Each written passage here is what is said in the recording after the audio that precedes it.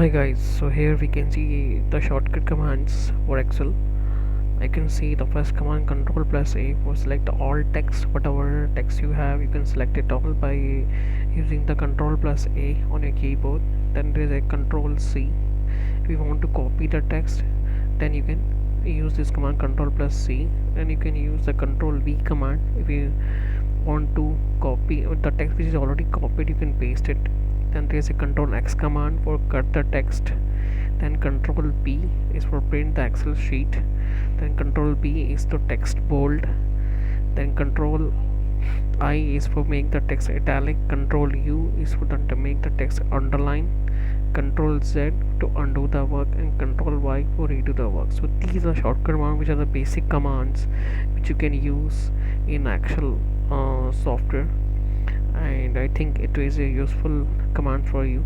Thank you.